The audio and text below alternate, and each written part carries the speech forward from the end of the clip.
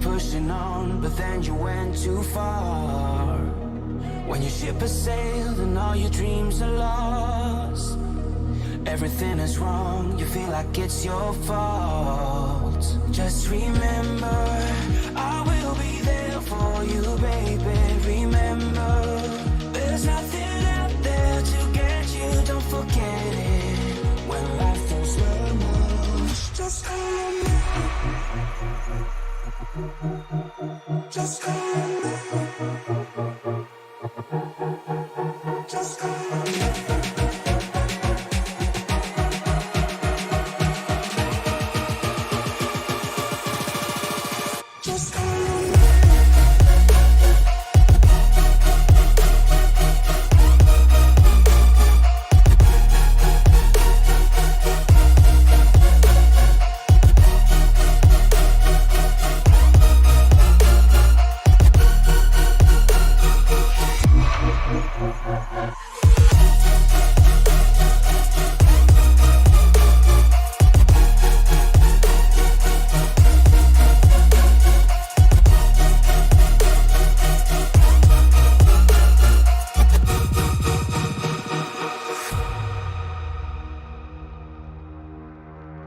You're stronger now than you ever been. You gotta leave now, it's time to catch the wind. You will climb up high and look through the clouds, and when you're feeling low, I know you'll bounce back. Oh, and just remember, I will be there for you, baby. Remember, there's nothing out there to get you, don't forget it. When life throws lemons, just call me. Just call me. Just call me.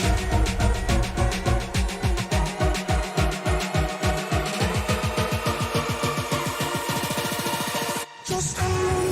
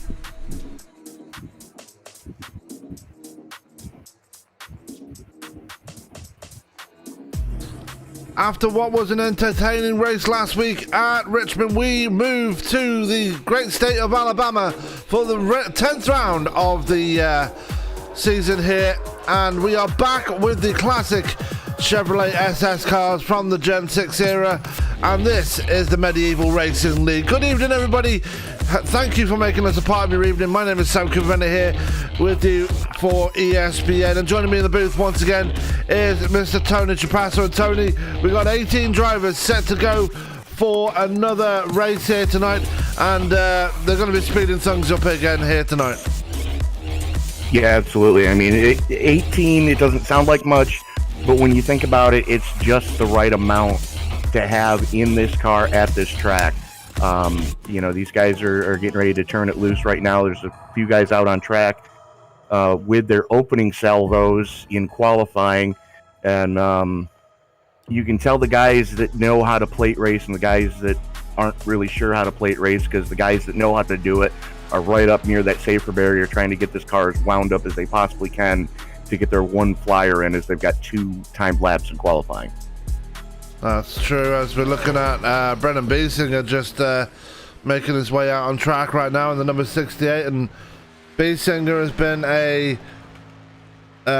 ever present all season. He's won a couple of races also, so he's definitely locked himself into the playoffs later in the chase later in the season. They're obviously running to 2013 spec rules, so it's the chase, not the playoffs, and adds a bit more spice to it, because obviously the current playoff system isn't exactly the most popular at the moment. Not a fan. No.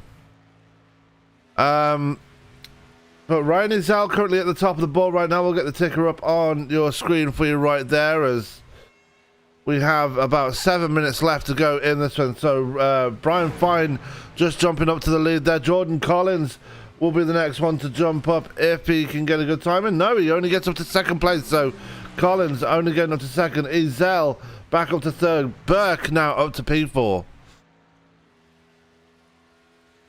As Matt Opbrook puts it in the number 3 slot, but you know, you can really see the guys that have an idea about plate racing. You see where, like, Brian Fine right now, right down on that yellow line, trying to hug that as much as he can to try to make this track as short as he can make it to get the best time that he can. Currently sitting 10 1,000ths to the good.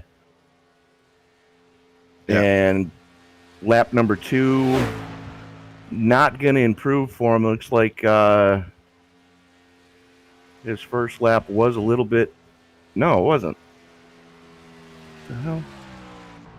So Jordan Collins has finished his run right now. Craig Burns is currently finishing his run, and you can see he's staying high for his first lap. And this is a classic Talladega run right here. He's staying high for his timed run here for his first timed lap, and that's what you pretty much got to do, get that first lap in on the high side, and then just bring it down low for the second. Yeah, absolutely. It's such a momentum track right now with the plates that are on these cars. You really need to make the first lap as long, your out lap and your first lap need to be made as long as they possibly can be made.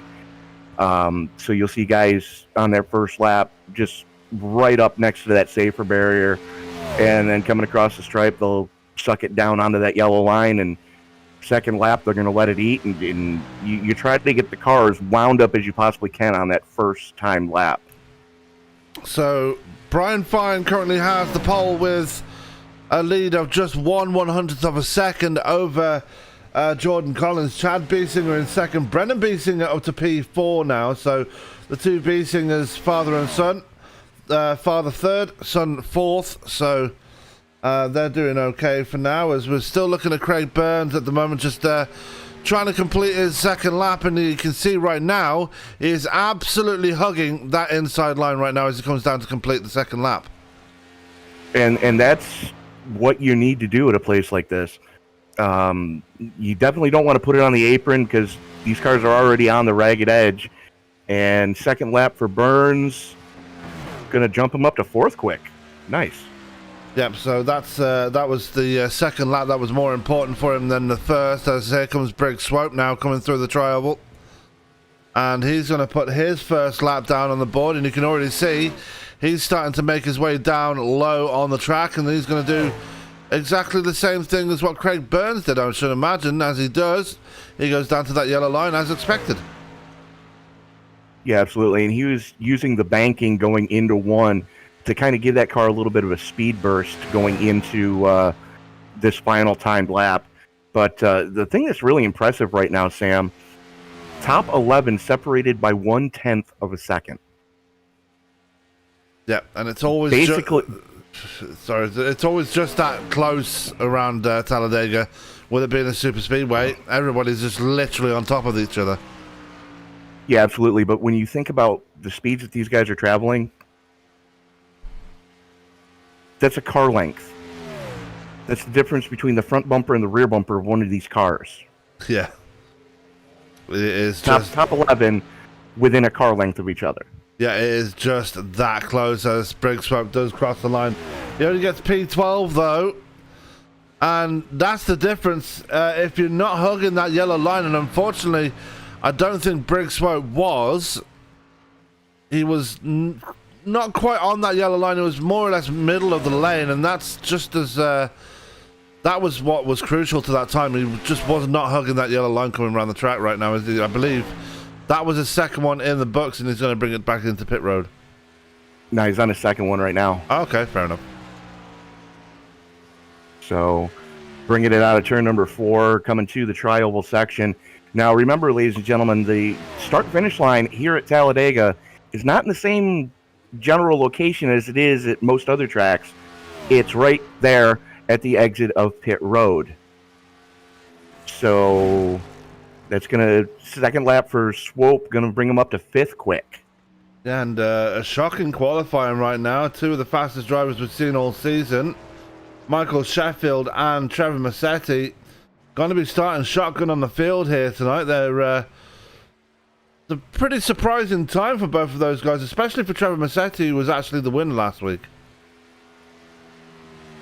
It is and it isn't. I'm looking at what they were both doing in the hot lap session and then what they did in the qualifying session. I'm thinking that might be by design. Those two guys might want to start, or we're trying to start tail end of the field and not make it look too blatantly obvious, so that when and if all hell breaks loose, they see it in the front, in the windshield, instead of trying to duck it from the rearview mirror. Talk about the conditions out on track right now. We have a 3-mile-per-hour wind, 77 degrees Fahrenheit ambient air temperature, but look at that track temperature there. It's only 121 degrees Fahrenheit track temperature. That's painful. Yeah. That is just painful. That is a parabolic effect from the sun just beating on the banking here and just turning the entirety of the infield into what equates to a cooker. Yeah, it's clear conditions out here today, so there's not much shade hitting that track, so the whole track pretty much enveloped in the sun, so it's going to be absolutely baking hot out there. We've already seen that it is just that warm out there, as everybody has completed their qualifying runs now, and we'll get confirmation of your grid in about 15 seconds time. But Tony, it's another classic Talladega race we've got coming up, and it's like we saw on Friday with the guys at at Daytona. It's anybody's game at this point. Yeah, absolutely. This is not a track where starting up front is going to be hugely important, being as you can get runs around this place, and you can get runs very easily around this place if you know how to work the draft. The biggest thing is, do you have somebody that's willing to work with you when you go to make that move? That's the key here. And it's not going to be just one car. One car with you is going to be able to get it done. You're going to need 2 or 3 guys that are willing to go with you when it comes time to make that move. And then, you have to decide, okay, am I going to hang these guys out, or are we going to try this? Absolutely. But with that, we are going to go straight to the grid for tonight's race, and starting up on the pole will be one Mr. Brian Fine. He'll be joined in the front row by Jordan Collins. Chad Biesinger and Craig Burns make up row 2, with Brick Swope and Brendan Biesinger making up row 3. Row 4 will be occupied by Matt Otbrook and Ryan Ezell, and for some reason my music stopped. And row 5 will be Carl Burke and Michael Heroux there, Tony. Kevin Ruff and Jeff Carson going to roll off in row 6, with row 7 seeing Ryan Bean and Kevin Sibilia. Rusty Modesty and Jerry Culver going to roll off in row 8, with row 9 going to Michael Sheffield and Trevor Massetti. And then we've got the gentleman up in race control. Thank you for doing that job tonight. So 18 cars scheduled to roll off here for 94 laps, Sam. Yeah, and that's about a normal NIS length of a race here tonight. That's what you get when you do a standard NIS race. So not NIS rules on the board here tonight. It's just classic stock car racing rules, as for some reason my camera's kind of cutting into the wall, into the safety barrier for some reason. I don't know why it's doing that, but anyway, we're ready to go rolling. And the thing to remember too is these guys only have 3 sets of tires. Yeah, so they really have to use them carefully. But just like Daytona, Tony, this track not gonna be as harsh on the tires as you would expect, as they would expect on any other oval. Yeah, not normally. You can usually get away with double stinting tires here at Talladega. So, yeah, I mean, probably about halfway I would come in, depending on who's coming with me. If I can set up the pit stop ahead of time with my drafting partner, you know, come in, take 4 Mr. Feelgoods and a fresh can of Go Fast, and then go out and finish this race. But yeah, generally this track very, very forgiving on tires. Yep, as we've got a nice overhead shot of the field as they come out of turn 2 down the Talladega super stretch, and as I've already mentioned, all to play for. Anybody can claim the victory here tonight, but Brian Fine, and I don't want to put a play on his name, and I don't want to, and no pun intended, he's been on fine form lately. Picking up some decent results the last few weeks and looking for it again as he's starting up on the pole here tonight. That's why they call him prime time. Absolutely, as they make their way in towards turns 3 and 4. Now, this is the important part of the race right now as they come through these final corners. They have a bit more preparation time, as Tony already alluded to. The start-finish line is not in the tri-oval, it's after the tri-oval on the run down towards turn 1, so they will have a bit more preparation time to get ready, and it's just an anxious wait towards the green flag as they come out of turn 4. That means the pace car will make the lazy left turn on towards pit road. It's the Mustang we have in our presence here tonight, so good to see that one there here tonight. But here we go. Brian Fine has control of the field as they come through the tri-oval. It's just a matter of waiting as we wait for that green flag to come flying in the air and get this 94 lap race underway here. And who's going to claim victory? We'll find out in that amount of time to go as the green flag flies. We are racing here at Talladega. Fine pulls the trigger, as does Jordan Collins into 13. Collins with the nose out front, hauling it off into turn number 1. Got a little bit better of a jump on the green than did Fine, but they are 2 wide, 6 deep right now. At the hour as they come out of turn 2, and it's all to play for, as we've got one on the high side already. That was Ryan Ezell in the 5, making a very high line for it. But there goes Jordan Collins now, being pushed by Craig Burns. Brian Fine being pushed by Chad Biesinger. Brendan Biesinger is on the high side, and Brick Swope up there as well, a bit behind them. Matt Hartbrook in that number 16 has Ezell to his outside, and Carl Burke is there too. And watch out for Carl Burke, because he's not the slowest of drivers out there. No, absolutely not. I mean, this is one of those tracks that can fall right into his wheelhouse. Definitely knows how to work the draft, definitely knows how to keep the car under him. So keep your eye on the 53 all night long. But right now up front, I'm just shaking my head here because I'm watching what the 13 is doing mid-corner, and it's something you would see generally in a carburetor cup race, with just how much he's trying to pinch down in the corners to pick up some side draft.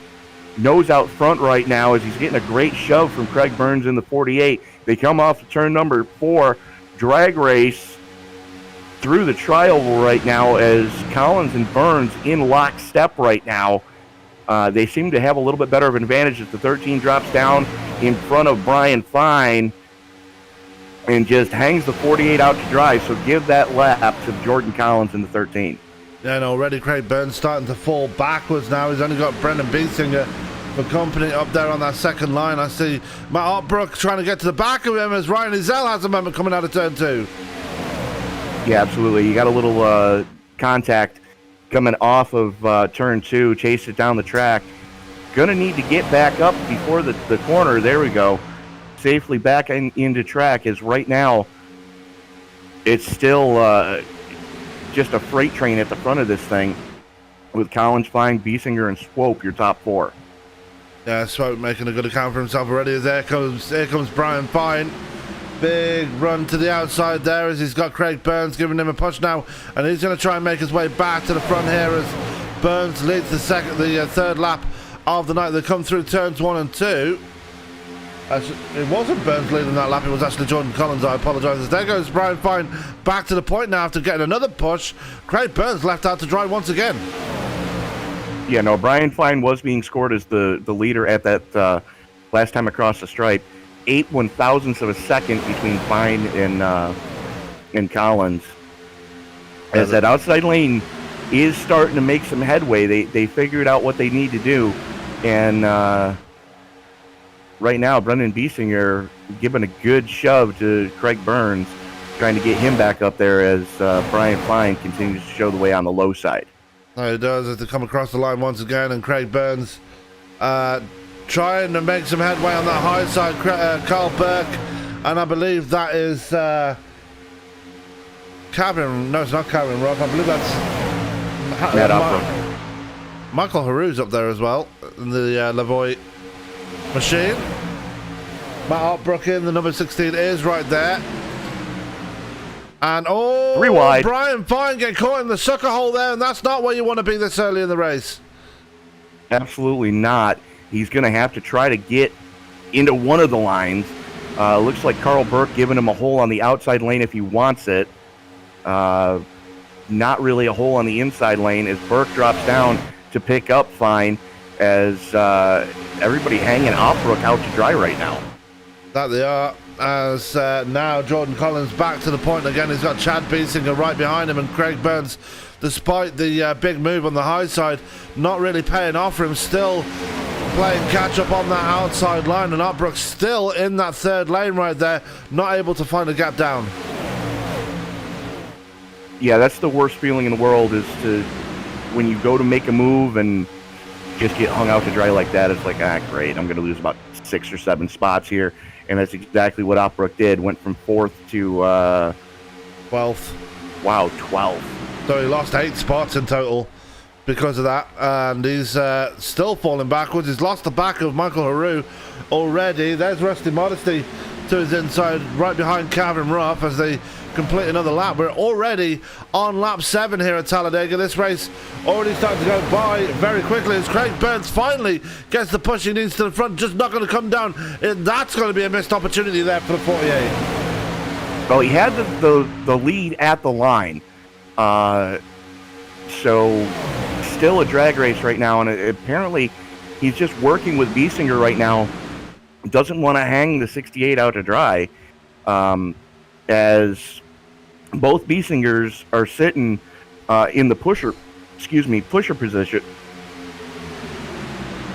Yeah, they're both in the pusher spots right now. Brian Fine right there as well. Brian Bean starting to make headway as well. He's already up 6 spots now. The biggest mover of the race so far is that man in the number 28 Hendrick machine, running right behind Briggs Swope. as they're still trying to get things settled down here, trying to get things figured out, and Chad does have his son Brendan right on his outside there, and that could spell trouble for the rest of the field, as those two working together, father and son, is a very, very dangerous recipe for everybody else. Yeah, absolutely, because, you know, being as they've raced with each other for so long, you kind of know what the other one's going to do without even having to say a word. So if those two get hooked up, it's going to be lights out for the rest of the field. As looks like that outside lane starting to get reformulated as just noticed Chad Beasing was getting a bit squirrely going through the trioval. I was holding my breath on that one, not quite sure what was about to happen, but yeah, he definitely had a first you say it, then you do it kind of moment. Yeah, and it's getting to that point in the race. We're only 9 laps in, but that's all it takes to get the engine heated up, as now we've seen that move again, and Craig Burns is going to get caught in the sucker hole, and it's Brian Fine that's giving Craig Burns that receipt, because it was Burns that put that move on him earlier. We're 3 wide, 2 rows deep. Yeah, absolutely. It's the battle for fourth really heating up right now. Briggs Swope jumping up into that second lane to try to cut off any run that those guys are getting. Smart racing out of the 14 as he now pulls into contention side by side with Chad Biesinger as they haul it off into turn number 1. Swope now leading that outside line. Yep, and he's getting a good push there from Craig Burns now. Carl Burke is right up there. Look at Rusty Modesty. He's moved his way up there as well. He's up into the 8th spot, just ahead of Brennan Biesinger. Oh. And big lane change there. That could have ended all kinds of poorly. 3 wide, and they are almost back indoors. Craig Burns going for a sideways slot into the wall. That started when Swope tried to come down into the inside lane, and there wasn't room to go down. Yeah, there was Jordan Collins was already there to his door panel, and that could have ended a lot more poorly than it did. Yeah, thankfully, Craig Burns only scuffed the wall. He didn't exactly slam into it, so he can still carry on at speed, and he is doing. He's got Briggs Swope right in front of him, Rusty Modesty right behind him, as we've got lane changes galore once again, as here comes Ryan Bean leading that outside line now. Bean and Ruff nose to tail right now in that outside lane, trying to make something happen. Two guys that have worked together for multiple seasons now, as again, you see Biesinger have to duck out of line in the 23. That he's got to be worried right now about how hot that engine's getting, as he's been sucked right up. Hang on to her, son. No, Craig Burns is going sideways, and that's ended. Oh, there it goes. And we still don't have a caution. There we do. There it goes. And Carl Burke was involved in that one. He's had a big hit there. Brendan Biesinger's had a big hit, and Craig Burns started it all.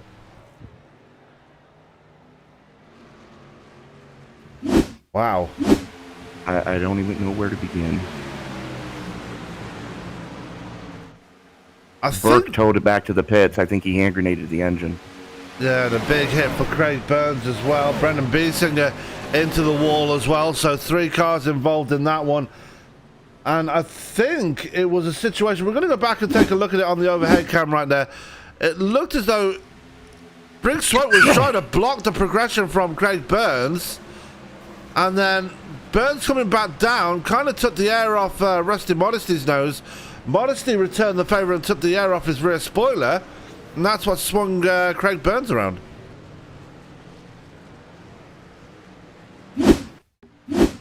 Taking a look at it. Yeah, Briggs Swope, a big blocking move there, and that's what unsettled the 48 right there.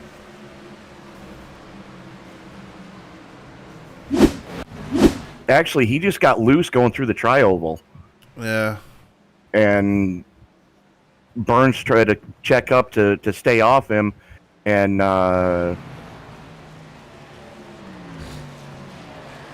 Jeff Carson finished him off.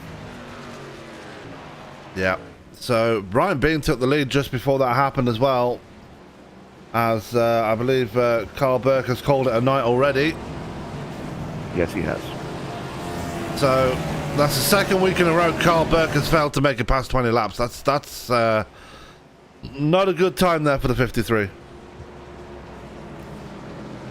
Through no fault of his own at either time, I might point out. Yeah, I know. It was getting caught up in someone else's dumpster fire. That's what ended his night. Yeah, interesting here. Briggs Swope opting to stay out here. That's a very bold move, while everybody else, barring Jerry Culver, bringing it down pit road. Unless Swope plans on coming pit side next lap, I don't see how this is going to play out solely because of the fuel that these guys have already burned. They're already halfway through a tank. Jordan Collins winning the race off pit road. I think a majority of the field right there only took fuel. That's what it looks like. 7 seconds in the pit stall, so could be 2 tires. No, that's just fuel. No, it would be north of 10. If it was even if it was just lefts, it would be north of 10. So that might actually just the guys that were involved in that accident were doing anything else. Yeah, so that might actually work out in favor of Swope and Culver, with them being on the same tire life as everybody else, just less fuel. That might actually help them get away a little bit with the less fuel in the car. But if we stay green for quite a long while until the green flag pit stops, they will have to bring it down pit road a lot earlier than everybody else. Yeah, absolutely. It's kind of a damned if you do, damned if you don't scenario. Track position, yeah, it's got a little bit of importance to it, but the thing is, with the way these cars draft up, you're basically shooting yourself in the foot right now. Absolutely, as we're just looking at the field making their way through the corner right there. Ryan Ezell had a bit of a scare earlier and he's fallen his way too near the back. Craig Burns is back out of pit road now. Some very heavy rear end damage on that 48 though, so might have a lot of aero damage on that car, and he's doing a bit of wiggling down the backstretch right there just to test it out and see if it's okay. But he's going to be needing more of a push than straight line speed at this moment if he wants to get near the front.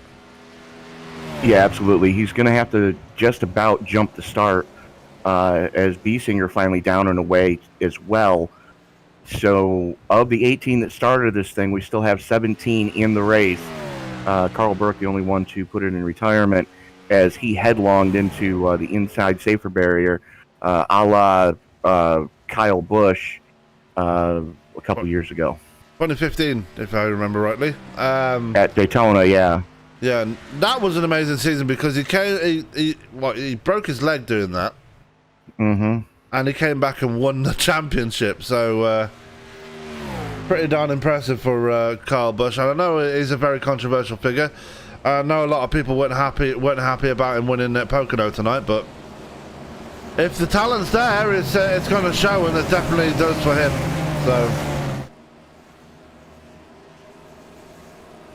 So we got Culver and Swope on the front line.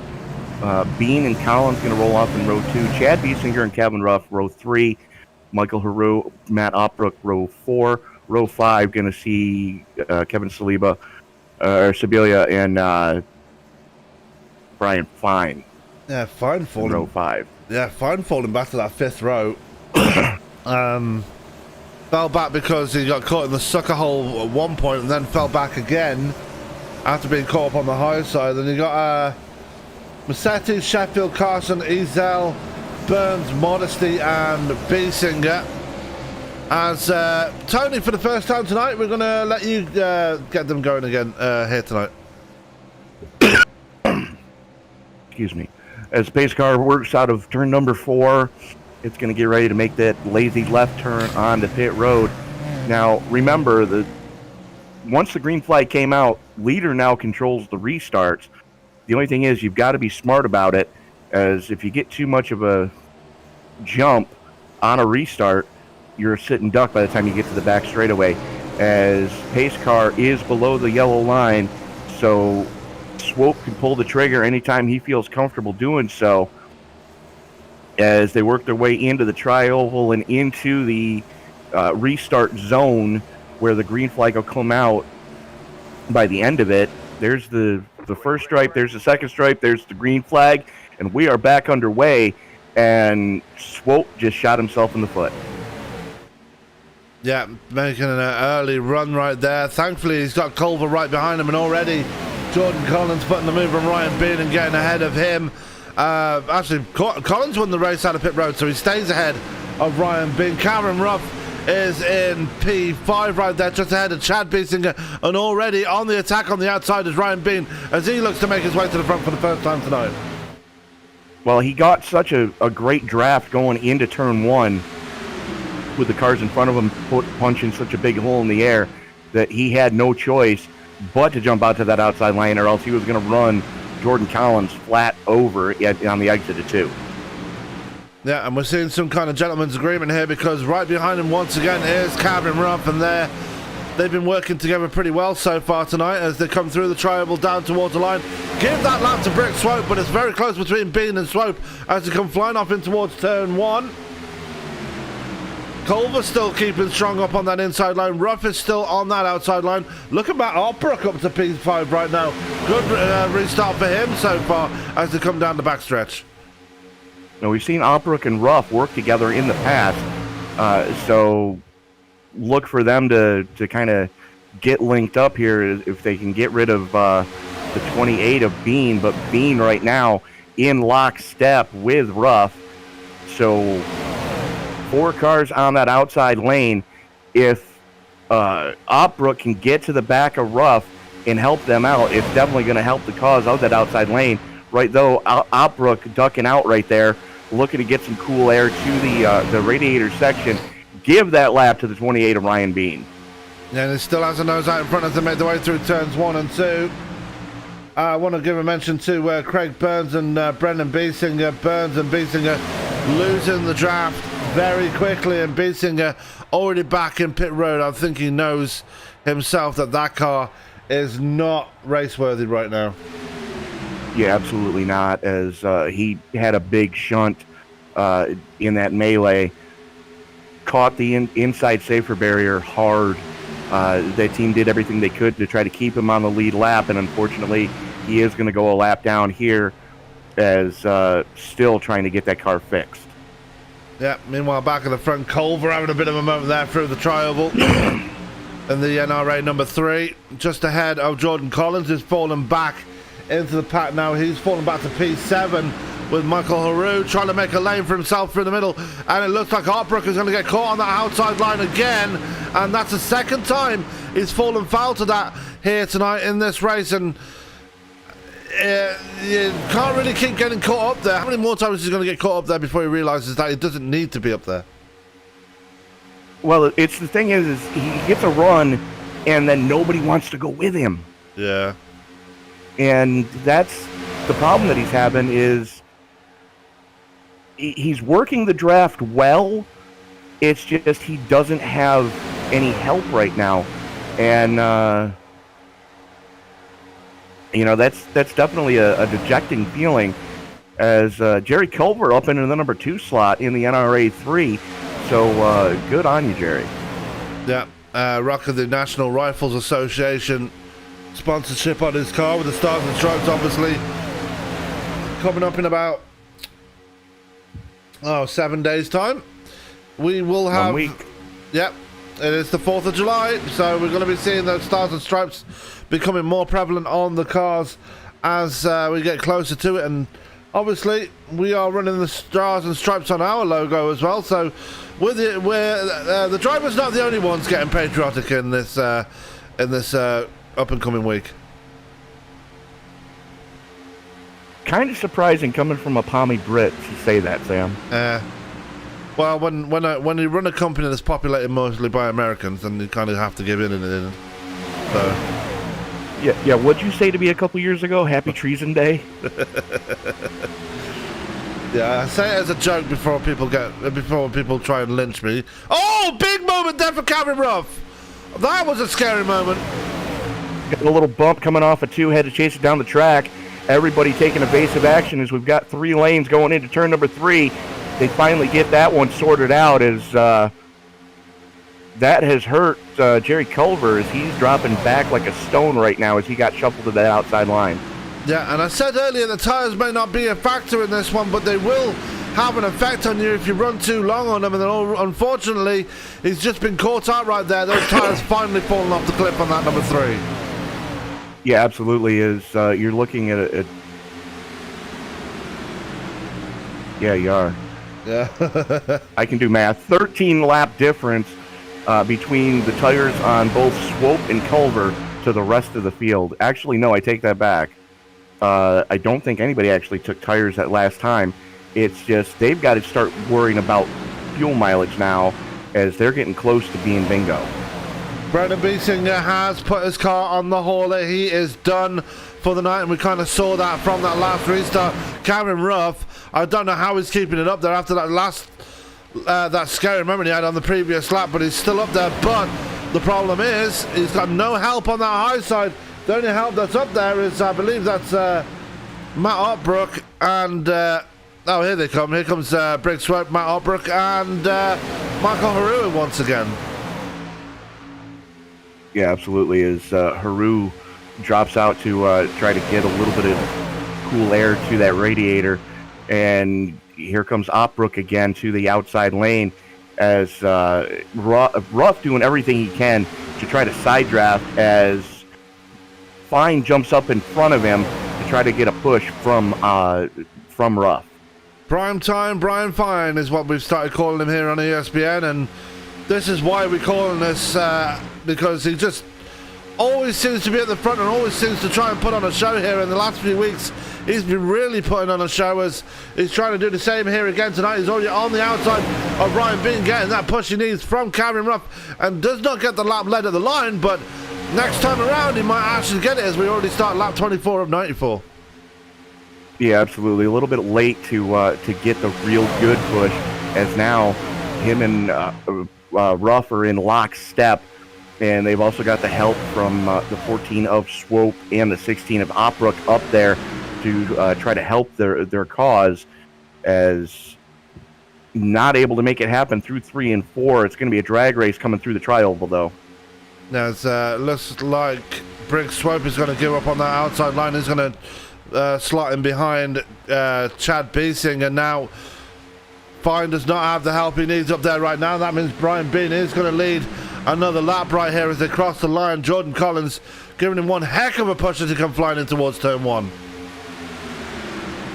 Yeah, absolutely. The 13 doing everything he can to try to make sure that inside lane is as strong as it can be, as right now it's Bean, Collins, and Biesinger on the inside lane, 1, 2, 3. Outside lane is Fine, Ruff, and Swope, and not able to make things happen as Swope drops down to the inside lane. That's going to leave Matt Opbrook as the third man on the outside. That it is. And Opbrook trying to make progress here. And coming up onto the back of this lead pack now is Rusty Modesty. We are seeing some separation a bit further back. Culver with those older tyres starting to fall back. Massetti, Sheffield, Ezel, and Carson not exactly making progress either. They are falling off the back of that lead pack now. It's probably something to do with the fact that they see how hard this lead pack is running, and they saw what happened to bring out the caution right around 14 laps ago. So they're probably seeing what's going on in front of them going, yeah, you know what, let's just stay back here. That way, when all hell breaks loose at the front, we've got time to make evasive actions happen. As the field comes out of turn number 4, still 2 by 2 by 2, about 4 deep now, as Bean and Fine just drag race through the tri-oval. Bean getting a hell of a shove from Ruff. Give the lap to Fine. Yeah. 18 one-thousandths of a second at the stripe. So it is just no quarter asked for, no quarter given yet. Yeah, it's just that close there at Talladega. We were expecting this coming into tonight. Always going to be right on top of each other. And we've got the top 10 all in lockstep right now as Jordan Collins anchored onto the bumper of Ryan Bean there coming in towards turn 3. Now that would have ended badly if he got on the wrong side of him, but Jordan Collins was actually anchored right dead set in the middle of that rear bumper, and that actually helped Ryan Bean right there. Yeah, it did, but you take a look at the outside lane. Ruff still shoving the daylights out of Fine to the stripe by a car length that time. Give it to Fine. It Fine hangs Ruff out to dry. Yeah, thankfully Ruff does have Briggs Swope out there to help him, but the question is for Briggs Swope is how long can he keep it up there? Those tyres will be screaming for dear life, and that fuel level will be getting lower and lower. As we know, if this stays green, Briggs Swope will have to bring it down pit road before everybody else. Well, he's 28 laps into his fuel run, along with Jerry Culver in the 3. Everybody else 15 or less laps. So this is not what he was hoping for when he stayed out. He was hoping to get another quick caution. That looked healthy. Yeah, Chad Biesinger and Cameron Ruff there almost banging doors there, coming through the tri-oval. And they're trying to get things figured out right now and not able to do so as Swope goes to the inside line. And that means Cameron Ruff is going to be left on his own on that outside. The only person who's got helping him on that outside is Rusty Modesty. As now Ruff goes to the inside line and trying to force Otbrook up and lane, and he does. Good way to force someone into a mistake right there, Cameron Ruff. Yeah, absolutely. And these guys got to be mindful as they're coming up very quickly on the lap car of Craig Burns, who is over almost 20 miles an hour off the pace, being as he has not had any drafting partners and a lot of damage. Yeah, he's not had a drafting partner since we went green, and he fell off the back of the pack very quickly in that situation anyway. So, unfortunately, Craig Burns is going to be on the back foot for the rest of the night, unless he decides to call it quits. There's Rusty Modesty in the background there, hitting the wall coming out of 2. I think he jumped up to try to pick up some draft and just lost the handle on it, banged the wall, didn't hit it too hard, did do a little bit of aero damage, so that's going to definitely hamper his run to try to stay with this lead group, as he is definitely starting to fall back now.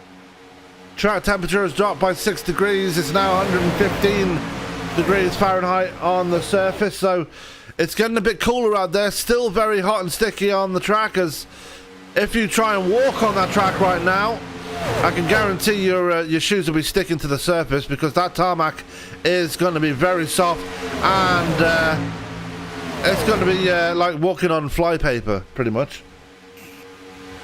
Yeah, definitely not going to be the easiest thing to do, especially with the seams that are in this track. That especially on the back straightaway, you can see down in the super stretch where there's seams to help for drainage.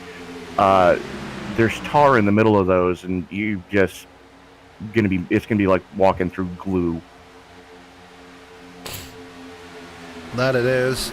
As we're looking at Ryan Beam right now, still trying to chase down Brian Fine, and that I was talking about that second pack losing the lead pack right now. They're not exactly working together right now. They were kind of battling for the most part as we went through them right there. So this quartet right here, Massetti, Sheffield, Ezel, and Carson, not exactly doing themselves any favors by fighting like they are. Yeah, absolutely not. And they're quickly reeling in the group in front of them, the Modesty, Hero, and Culver. Still about 4 seconds to the difference between Culver and Massetti, but they are definitely making headway as Modesty, Hero, and Culver, again, not as organized as they probably should be or could be. And you got to wonder, how much fuel does Briggs Swope in the 14 have left in the tank as he currently rides in the number 5 slot. Yeah, obviously, like we already mentioned during the caution, tyres not a factor here. They are all on the same tyre life right now, as nobody, I don't think, took tyres on that last pit stop, as that was Sibilia going down to the apron right there. Not really sure what was going on there. Probably trying to pick up Chad Biesinger right there. Part from column A and part from he just lost the handle coming off of turn number 2, is right now right to the back of Matt Opruk. He goes, try to give an Opruk a shove, as Opruk falling off the back of Swope's 14. Yeah, and it's this car's slowly falling away. Obviously, we just mentioned Modesty, Haru, Culver, and those 3 have completely fallen off. Craig Burns is staying with these guys, though. We'll give him credit right now, that rear end damage. And I said during the last caution that Craig Burns needs either a draft or a push to stay up with these guys. Unfortunately, it's come a lap too late, as he's now a lap down. Yeah, but when the inevitable happens, he is going to be in the position to get the free pass to get back on the lead lap. The only question is, how late are these guys going to stay clean and green? And obviously these guys do not have fast repairs, so he will be able to take it back down pit road and pit farm that car and try and get some more of that damage fixed, and that might actually help his cause with trying to get back up there. But right now at the front of the field, it's only 8 drivers in the running at the moment. As we get closer and closer to green flag pit stops, we know one of those drivers has got to come down soon. The rest of them probably another 13 laps later. But is that going to help or hinder Briggs Swope in the long run? If Jerry Culver had been able to stay with him, he would have been in better straits than he is right now. Because right now he's praying for a caution, because he's going to be all by his lonesome when he comes into pit 13 laps before everybody else. Yeah, I don't know what the fuel fill is around here. I should have. So it's 100%. So they've got another 15, 20 laps before they bring it in anyway. So plenty of time. Everybody else does. Yeah. Swope's got to be close to getting bingo. Yeah, he's got to be very close. I mean, the last time he took it down pit road was never, because he's not been down pit road yet. Still doing well to keep up there, but like I said before, the tyre life same as everybody else. So why not keep it up there? Well, the thing is too is since he's in that draft, he doesn't have to keep his foot matted to the floor like the guys that are leading this freight train. And, so he's able to conserve a little bit of fuel there by staying in the draft. But 36 laps, coming into 37 laps on a tank of fuel, that's impressive. That it is. Sibilia trying to get some air to that engine. We've seen in the past, and me and Tony, you've called many super speedway races with me, and you know yourself that if you stay right on the bumper of the car in front of you on a super speedway, you will generate a lot of heat to that engine. If you stay there too long, that engine's just going to give up. You've got a lap and a half of being able to push hard, and then the motor's just going to go twiff. Yeah. This is why you see people jumping up every now and again, just for about a second or two, and then jumping back down. That's just so they can get some cold air to their engine. It's not a lot of cold air, obviously, because the vortices coming off the car is just unbelievably like we talk about dirty air, as we're looking at Culver and Burns coming out of pit road. So Culver couldn't wait that long, so that means Briggs Swope is not that far away now. Yeah, absolutely is. Just the fact that he's been able to get 38 laps out of this tank of fuel. Yes, we had 2 laps under caution or 3 laps under caution, but yeah, he's dropping to the tail end. He's got to be going pit side this time. Yeah, and Opruk not getting that memo because he's not gone around him just yet. He's got to go around him pretty quickly if Swope wants to come down, and Swope is coming down right now. So fuel is at bingo. Swope's just got to try and get that car wound down as quickly as possible. He does do. Very impressive pit entry there for the 14. Yeah, absolutely. Climbing on the binders just in time to get that car wound down so he doesn't get popped for pit road speeding. but he's definitely going to lose a lap here as nobody went with him. No, he did not. So he's going to be hoping to pick up Jerry Culver and the likes to enable to catch a bit of draft and see if he can maintain the speed he had before he took it down pit road. But right at the front right now, it's Bean and Fine leading the way with Collins and Ruff in the second row. Then you got Sibilia right up there, and Sibilia having a pretty impressive start to the race so far. We're just ticking over to lap 39. He's currently sitting P5 at the moment. Yeah, absolutely. A decent run coming out of the 78. We've seen him run towards the front in the past, but it definitely seems to be being able to work the draft to just about perfection right now. He's got Chad Biesinger behind him. Matt Opbrook still just barely able to hang on in the 16. That was a big moment. Yes, Briggs Swope comes out right in front of the field, and that's creating a lot of separation with 3 wide for the lead. That could have gotten very ugly very quickly as Swope was over 30 miles an hour off the pace when he decided to come back up on the track, knowing that the leaders were coming. That was just pure Kevin LePage moment. Yeah, except it didn't happen in the trial. Well, it actually happened in the exit of turn 2. Obviously, iRacing rules tell you cannot make it. You cannot join the track unless you're on the exit of turn 2. That's why they have the blue cone rule. If you impede that rule, then they will give you a penalty, as Craig Burns has come back down pit road. Yeah, not sure what's going on with Burns, as Brian Fine, that whole maneuver right there just dropped him right to the tail end of this lead pack as he's sitting behind Opbrook. As wow, big move from Sibilia. Not sure what was going on there going into 3 as he jumps up to the outside lane. Looks like to pick up the 57 and give Fine a little bit of some drafting help as everybody back to single file on that inside line. Yeah, Matt Opbrook onto that outside line as well. He's looking for some help up there, but still no takers as he gets left out to dry once again. And Sibilia says, I'll take that position away if you don't want it. So Opbrook not finding the best of not having the best of luck trying to find somebody to help him right now, as Briggs Swope is catching this field once again on those fresher tires and fuel. And it's kind of surprising that he's able to make the move that he's making right now.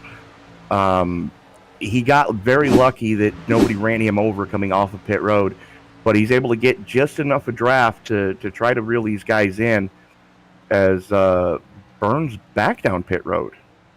Yeah, he must have got a penalty on pit exit and thought that's enough for me, and he's towed it back in. So Burns' night going from bad to worse and to even more worse, as not only has he got that damage to deal with, he had to take it down pit road a second time and then go on pit exit, speeding on exit, and unfortunately he's got a penalty to deal with on top of that now. So, and it's very easy to do here to get popped for pit road speeding, as you know these guys are doing. They're hauling off into turn number 3 at 192 miles an hour. Pit road speed limit 55. Absolutely. I feel like you can get out and walk faster. Yeah, pretty much. As they make their way through the trial in towards turn 1, as Ryan Bean in control right now, but for how long Jordan Collins and Cameron Ruff have been ever present right there. Chad Biesinger, want to give a shout out to him. He's been ever present in that top 5 all race long and not really backed off ever since, as he's hugging that inside line, and that's all he's done all race long here, Tony. Biesinger has not moved from that yellow line once tonight. Definitely not come out of the inside lane. And, Biesinger, he's a smart racer. He's seen what other people have done on that outside lane, and they've just been hung out to dry. He's just biding his time right now as we are closing in on the halfway mark. Still, Ryan Bean and Jordan Collins continue to show the way. Yeah, as Brian Fine is slowly creeping his way back up there. He does have Upbrook with him. He does have Brick Swope with him as well. Obviously, Swope is a lap down after taking his pit stop about 4 laps ago now, I'm going to say, but it's... Massetti, Carson, Azell, and Sheffield all just went down pit road. Oh, there we go. So green flag pit stops are underway. We're just going to wait for the lead pack to come down. Now, I wonder if this is a strategy play by these four to try and get a bit of time back on the lead pack. We'll find out in just a second, but Ezell not going to get in any time back. He just overshot his pit box. I saw that. Yeah. These guys are going to have to get organized as Ruff and Beam both coming down pit side this time. Yep, so early pit starts for those two. And these two have been working together all night long. And no surprise that they're coming together. As it looks like Trevor Massetti has a penalty here, Tony. Speeding on entry. Heartbreak Yep, from Massetti. that's exactly what he got popped for. So, speeding on entry for Massetti. Finally makes his way out of pit road. And I believe everybody else should make their way down pit road this time by. We've only got 6 cars left on in that lead pack. We've got 2 more coming down. It's Brian Fine and Kevin Sibilia. Sibilia and Fine looking to work together here. They're going to need to. Neither one getting popped there. So far, so good as far as pit road speed. As Collins, Biesinger, and Opbrook all stay out. As here comes the 14 of Briggs Swope to try to get his lap back the hard way. Yeah, and he will. He'll be right up there. But the question is, how long? How long is this? How is this strategy going to play out in the long run? Because obviously, he is off sequence when it comes to pit stops. As Rusty Modesty snuck into pit road as well under the radar. As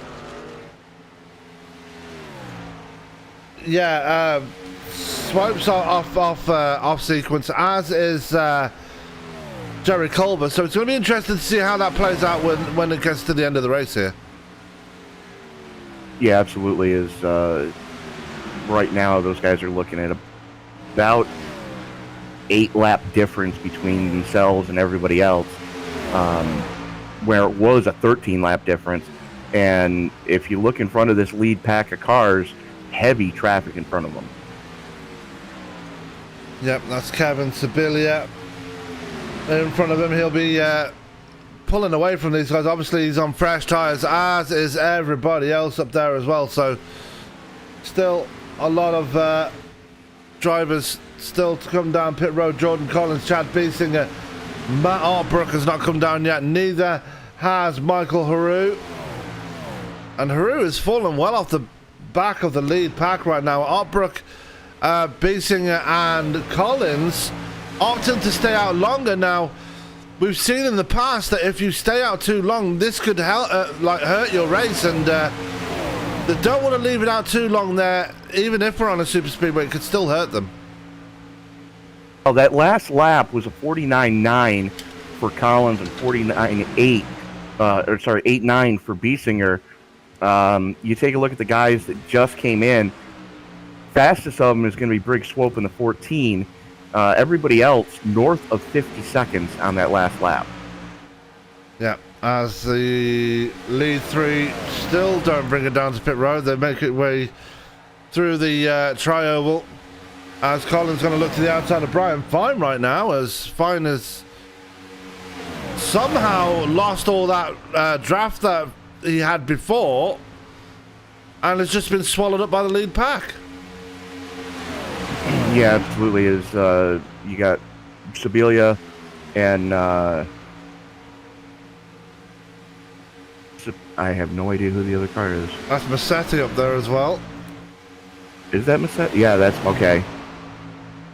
I believe Massetti's a lap down. He's going to be 2 laps down once the leader gets to him. He will be, yes, because he did get popped for a pit road speeding violation. Rusty Modesty had big troubles on pit road as he was over a minute in his stall. He was popped for speeding in as well, so a lot of drivers falling foul to the entrance to pit road. Obviously, Craig Burns, the only driver to fall foul to the exit of pit road, but for Massetti and Modesty, that pit entrance, they're going to have to be a bit more careful next time around. Yeah, absolutely, and it's like I said, it's very easy to do, especially when these guys are hauling off into turn number 3, 192, 193 miles an hour, and then they've got to woe it down to 55. Think about it if you're on the highway, ladies and gentlemen, and you come into a school zone as soon as you hit the town limits, and it drops down to 20 from 65. Yeah, it's the same thing. You feel like you can get out and walk faster. As there we go, top 3 dropping it down pit road. That is going to leave Michael Haru in the 7 as the only car that has yet to come pit side. And I'm looking down the list here. Everybody took 4 tires and fuel on that green flag pit stop. Yeah, they kind of had to. I mean, they were running from lap 1 on that one set of tires, and they made it up as far as they did. So a lot of life in those tires, and we've only got 2-car breakaway at the front here. Kevin Ruff and Ryan Bean are way ahead of Kevin Sibilia and everybody else behind them. So a 2-car tandem here working together, but is that going to hurt them in the long run? We're going to find out right now. They've already gone around Matt Otbrook, they've gone around Chad Beesing, and now they've got Jordan Collins, who's almost up to speed and coming up on the track right about now. He's going to file in right in front of Bean and Ruff, and we're going to have a 3-way dice for the leaders. They are way ahead of Chad Beesinger right now. And there's a 25-mile-an-hour difference between those two guys and the 13 of Collins. Now, Collins is going to pick up the draft here. Should be able to reel those guys back in, but he's way out in front of Chad Beesinger by over 3 seconds. So if he can't get that draft of Ruff and Bean, he's a sitting duck. Meanwhile, a bit further back, we've got a bigger pack of cars right here being headed by Kevin Sibilia, who's in that last spot in the top 5. Right behind him, Brian Fine, Briggs Swope, Matt Otbrook, Michael Haro still on an island all to himself. So we've got five cars there. The only odd one out right there is Trevor Massetti, who's 2 laps down, just sticking with these guys, still paying the price for that penalty. Yeah, absolutely. I mean, and you hate to see it happen to anybody, but after the season that Massetti's had so far, you really hate to see it happen at a place like Talladega because, like you said, it cost him a lap on track and a lap in the pits. He was in his pit stall longer than it takes to get 1 lap around this place. Yeah, it kind of makes you feel... he's got to be feeling lucky that he's already made it into the playoffs by that win, by the 2 wins he's had already this season. So he's safe in, so probably not too worried, but those all-important bonus points will be eating at him as they go around Chad Beesinger. Obviously, Beesinger left all to himself. This pack of cars now just got 1 car bigger. Yeah, absolutely. As you got a 3-car breakaway at the front that's 6.5 seconds to the good. That's Kevin Ruff, Ryan Bean, and Jordan Collins was able to reel those guys back in. So 3-car breakaway at the front, 6.5 seconds in front of this battle for 4th. That's really starting to heat up. Yeah, and this 6-car tandem right now, if they work together, they will reel in that 3-car tandem ahead of them very quickly. So they may be 6 seconds ahead, but that'll be nothing if these guys can if they can work together right now.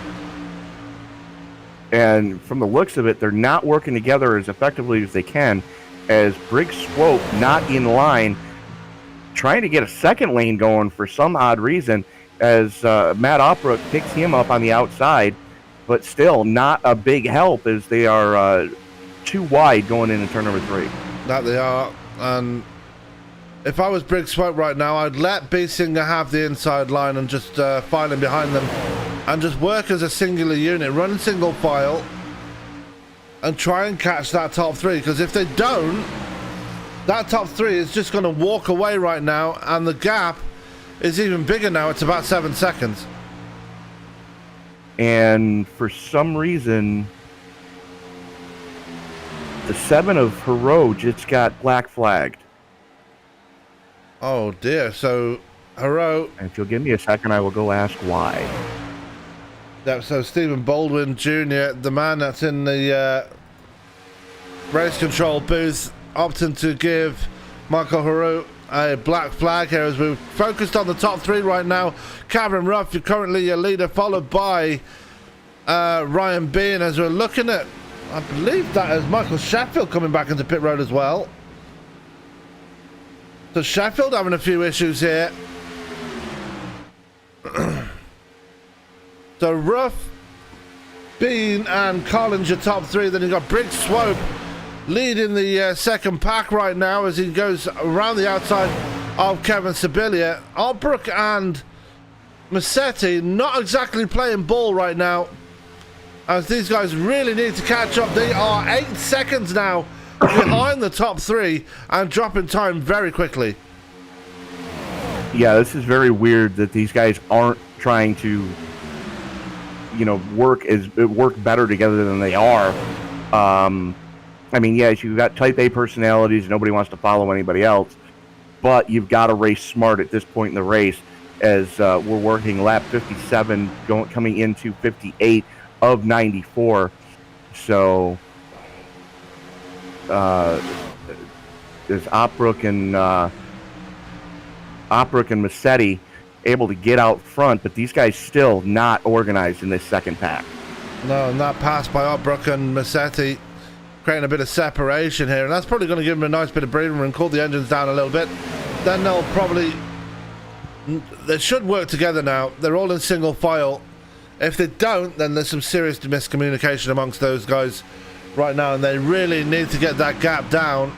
Only 11 left on the lead lap right now. Trevor Massetti being scored only 1 lap down right now. He was 2 laps down, but then again, I don't know what's going on. But and I just got confirmation is what happened to Mike Carew. Unsafe pit entry and unsafe pit exit. He dipped 2 tires above the yellow line before the blue. Whoa! Big move coming through the tri-oval for the 14 at Swope. Yeah, it didn't pay off for Swope either. As there goes Sibilia to his outside. Here goes Brian. He lost the handle on it, is what happened. Yeah. Brian Fine going to sail around the outside as well, followed by Chad Biesinger. So Swope going to be on the back foot right now, and there they go. Biesinger actually not going to make the move and get around him, as these guys still not working together, and it's really going to hurt them in the long run. Well, the good news is they're holding right about 8 seconds flat between Opbrook in the 16 and the 13 of Jordan Collins, but that top 3, they are just hauling the mail right now. Opbrook losing the back end, coming through the tri-oval. He's going to save it. Great save though by Opbrook. Going to be losing the pack now though, but that was a scary moment there by the 16. Yeah, absolutely. That was definitely a first you say it, then you do it kind of moment. Lucky to keep that car pointed in the right direction. Looks like he got a bump draft gone wrong going into the tri-oval, and he was a little swirly, and yeah, just the slightest touch from Massetti got him completely sideways. Able to correct it though, but he is definitely going to, he's dropping like a stone right now, as Kevin Sibilia now leading that second pack with right behind Trevor Massetti. Massetti a lap down, so trying to pull these guys back up towards that front breakaway, but they are losing more time and more time and more time every lap. That they are. Ruff, Bean and Collins doing ever so well to they're actually working together, and that's exactly what's helping them with gaining time right now, as I believe Craig Burns has finally put it on the hauler. He's out of this race now, as Sibilia trying to work with Massetti and not really doing so as he comes up for a gulp of air. Don't want to leave it up there too long though, Kevin, as he almost left the door open for Brian Fine, but still they're actually falling off the back of Massetti now for some reason. They are, only because he was coming up on the lap car of Haru, and they wanted to see what Haru was going to do before anything popped off. So getting right back on him, Sibilia trying to do what he can to wheel Trevor Massetti back up towards the front, as now the gap between Sibilia and Jordan Collins, 8.5 seconds. Yeah, they didn't lose too much time that time around, as Jordan Collins had a very long blink there, and that would have been heartbreaking for the 13 if he lost connection right there. Not sure what happened to Michael Sheffield. I think he had another penalty as well, because he has fallen well off and he's just gone a lap down. He just had nobody to work with him, as Craig Burns just had a disconnect, and Jordan Collins a 4-digit pang. Yeah, I need to get that figured out very quickly as we go back to the second pack, once again being headed by the lap down car of Trevor Massetti, and they're all running single file now. Sibilia getting very close to the back of Massetti on the exit of 2, and I'm not sure what Sibilia is trying to do here. Well, right there, he's trying to get some cool air to that radiator, because he's been right behind Massetti for the last couple of laps, just trying to get some cool air in there to. Now, the thing is, too, especially with this particular car, you can run about a foot off somebody's rear bumper with your steering wheel lined up with their left side rear turn signal, and it'll get the cool air to your bumper and still give you the benefits of the draft. And I'm not sure if that's something that Sibilia is trying, or he's definitely doing it to the opposite side that most people do it to. Next round of green flag pit stops are on the horizon as well, so they've got to be thinking about that one in the near future, especially Briggs Swope, who's still on the lead lap, but as I've already mentioned before, he's off sequence. Same for Jerry Culver, who's the last driver on the lead lap, I believe. So, and he's all running all by himself, so Culver in a lot of trouble right now. Yeah, absolutely. He's 28 laps into this tank to go fast. Swope 27 laps in. Everybody else 20 or less. So do the math on that one, as we are working lap 65 of 94. So these guys are going to have to bring it down pit side one more time. So the question is, when you go down, if we do stay green, do you take 2? Do you take 4? Do you take none? So I mean, there's so many different strategies. You've got to have a drafting partner, as we've seen. Otherwise, you're screwed. Well, we've only we're less than 30 laps to go now when they come to the line. You got to think that the next pit stop, if they stay green, will be the money stop, because they can go more than 30 laps on a tanker go fast. So you got to think that they've only got one more pit stop left in them. But before they do that, we're going to step away for a quick commercial break. With less than 30 laps to go before this is all said and done. A big lead for the top 3 right now: Cameron Ruff, Brian Bean and Jordan Collins. The other guys playing catch up, not doing a very good job of it so far. The gap about 8.5 seconds. We'll be right back and see if they can close that up as we continue. Do not go anywhere. We'll be right back.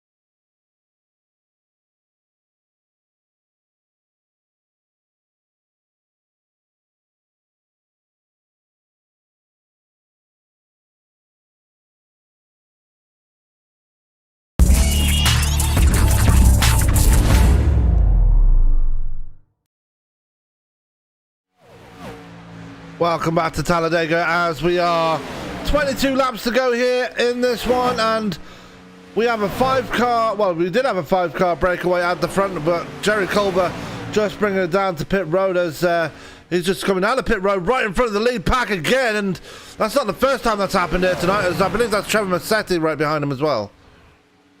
It is.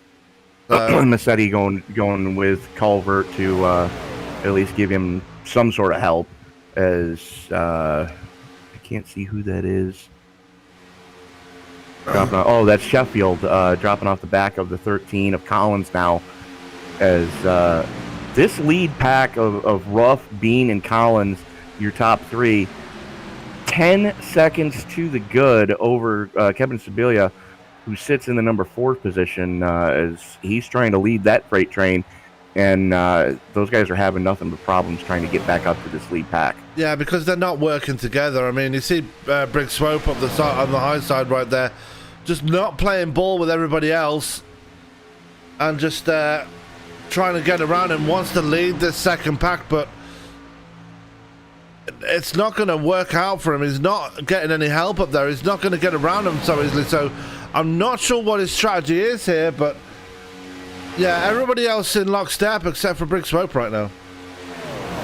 Well, he's going to get hung out to dry regardless, because he's 36 laps on this tank of fuel, and everybody else is less than 30, as we are 20 to go right now. So you can make it from here.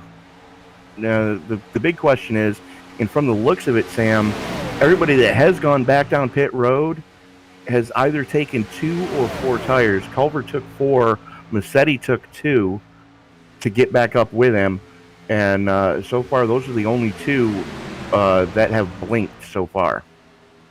Culver now 2 laps down after taking that pit stop, so he's going to be hoping for a caution at least. Modesty is the first driver a lap down. Now, obviously, that was because of that penalty he had, as we do have pit stops underway right now. There's the top 3 coming down, and they're going to get slowed down. It looked like Collins was very fast going into pit road right there.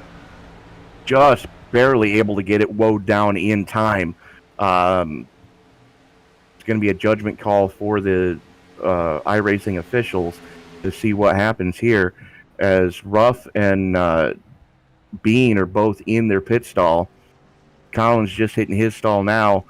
Looks like right sides in the tank go fast for Ruff. 4 tires for Ryan Bean. Yep, he's feeling confident in those tires that they can take him to the end now and give him that extra bit of speed, as Brig Swope in pit road as well. He is getting 4 in fuel, as it looks like Carson is in, Otbrook is in, and Rusty Modesty is in as well, as we're looking at the lead pack right now. Where are they going to file out as they come out of turn 4 now? And nobody coming down pit road out of that top 3, actually. I apologize. Yeah, absolutely. As Sibilia, Fine, and Biesinger keeping it in lockstep right now. About half a track to the good over Jordan Collins and Calvin Ruff. Now, Collins, he's a sitting duck right now because he's about a second to the good over Ruff. Those 2 would be smart to start working together, as Ruff's starting to reel him in, coming through the tri-oval. It looks like Collins only took fuel. Ruff took right sides, and everybody else so far looks like has taken 4. Yeah, Brian Bean took 4, and it did cost him a lot of time, but with the extra brand new tires on his car, might help him to get back up there again. Brig Swope all by himself as well. He does have the lead 3 creeping up behind him though. Ruff throws the inside of Collins going into 3, so that's going to be your effective race lead, considering that Sibilia, Fine, and Biesinger all still have to come down for the money stop. That they do, and Ruff and Collins are still on the lead lap as well. They did not get passed by the leaders, I don't think. So that could spell trouble. They're only 25 seconds off the lead here. So Sibilia, Fine, and Biesinger are going to be in a heck of a lot of trouble once they come down pit road. The effective race lead is going to go to Ruff and Collins, the guy that's in trouble right now is Ryan Bean, as he has absolutely no help in the draft. No, neither does Briggs Swope. And Briggs Swope is the last driver on the lead lap as well. He stayed on the lead lap still through those pit stops. Obviously, Sibilia, Fine and Biesinger still have to make it down there. And Sibilia, the biggest mover of the night, up 13 spots from where he started. He started in P14. So a good run for him tonight. It's about to come on. It's about to come all undone though when he does finally decide to bring it down pit road. He's going to lose a ton of time through this one. Yeah, I mean it's one of those deals where you just kind of wonder why they decided to stay out as long as they did. I mean, yeah, they're not going to have to take as much fuel if they just take fuel only.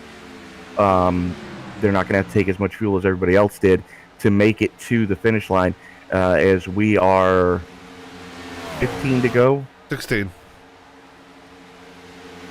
No, 15 to go. You are right.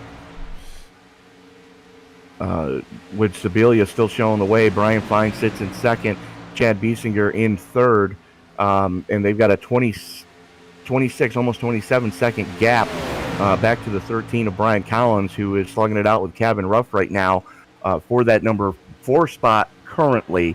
But it's going to be the effective race lead between those two, considering that everybody in front of them still has to go pit side. Yeah, Jordan Collins still showing the way ahead of Kevin Ruff, and Ruff just happy to stay behind him for now. But you know, once we get to less than 10 laps to go, he's going to start making those moves to try and get around Collins. And the gap is getting bigger between Collins, Ruff, and the top three. It's up to 26 seconds now, so that top three is starting to pull away as now they bring it down pit road. As Ruff and Collins go side by side through turns 3 and 4. This is the effective race lead coming off of turn 4 and into the tri-oval now. Top 3, Sibilia, the first one down and away. Fuel only for Sibilia. No, I'm sorry, right sides for Sibilia. Fine and Biesinger also taking right sides, as that is... There it is. That's Ryan Bean. I was waiting for Bean to flash by. So, yeah, Bean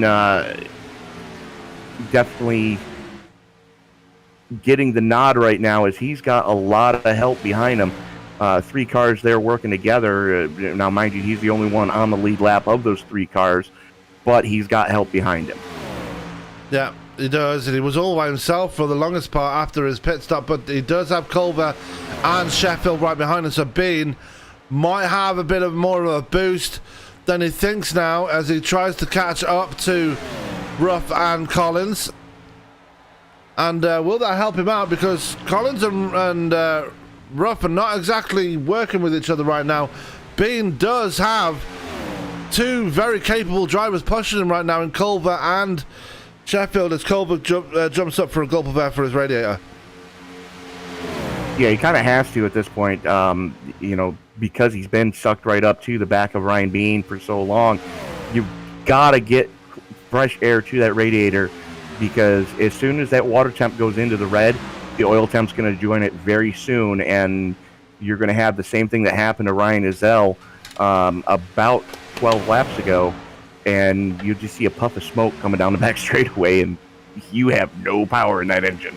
Yeah, and unfortunately that happened to Ryan Ezell while we were during the commercial break, and unfortunately blowing the engine in that number 5. You can see back on lap 65, you can see him creeping down there, and it didn't go back further enough, so we're just going to do it the old-fashioned way and just press the rewind button. But this happened during the commercial break, and unfortunately it's because he was sucked up behind that engine, behind Briggs Swope for too long, and boom goes the dynamite. There goes the engine. And another thing that goes boom goes the dynamite. Apparently Trevor Massetti just had a connection drop, so what goes from bad luck to worse luck for the driver of the number 8 tonight. Yep, focusing on Brian Fine, Chad Biesinger and Kevin Sibilia as this race is coming to very quickly. 10 laps to go now. They are slowly closing in on Ryan Bean, but only by very fine margins right now. They need to kind of pick up the pace there, but they are crucially working together right now. A half a tenth that last lap between Bean's time and Fine's time. But right now, fastest cars on the track are Fine, Biesinger, and Sibilia. They're the only ones to go sub 50 seconds that last time by. Yeah, as Brian Fine really trying to close in on 10 to go. Ryan Bean, as we are 10 laps to go. Cameron Ruff and Jordan Collins, though, still out to a decent lead over Ryan Bean. And you got to think that as these laps tick away, the battle for the race win is going to be between the 12 and the 13 at this point. As of right now, yes, because the 28 not going fast enough to be able to catch them in 10 laps. The thing is, though, Bean's got to be careful because Fine is within striking distance of being able to reel him in. Yep, there is Ryan Bean with Culver and Sheffield right behind him. Brian Fine has Biesinger and Sibilia right behind him, and you see the gap right there. Brian Fine is slowly but surely creeping up behind that number 28, and we're going to have a battle for that final spot on the podium brewing with 9 laps to go. They really need to well, I can't say they need to pick up the pace because they're running at max revs right now, so they can't exactly go any faster than they're going, but the draft seems to be working for Brian Fine more than it is for Ryan Bean right now. Yeah, absolutely. Brian Fine half a second to the good over Ryan Bean that last lap across the stripe. Again, that trio of Fine, Biesinger, and Sibilia, the only cars on the lead lap to go sub 50 seconds last time by the stripe. Absolutely, as they come through the trial again. We are 8 laps to go now. Cameron Ruff and Jordan Collins, they're not working together anymore. Less than 10 laps to go. Jordan Collins looking for that outside line on Cameron Ruff as, Jordan Collins almost losing the back end on the exit of turn 2. That was a sketch moment for the 13 there. Definitely a first you say it, then you do it kind of moment. As he's still able to stay there as they've got the lapper there that they're working with, but definitely losing a little bit of headway to Kevin Ruff in the 12. And that's going to annoy Jordan Collins because Michael Haru is right in the middle of this, and now that car is separating first from second, and Collins is going to have to try and dispatch that number 7 car very quickly if he wants a chance of winning this race. Yeah, absolutely. As I'm still watching that battle for the final step of the podium, as Fine has brought that lead, what was a 5-second gap, now down to just over 2 3/4 seconds. Yeah, and you can see that the gap is coming down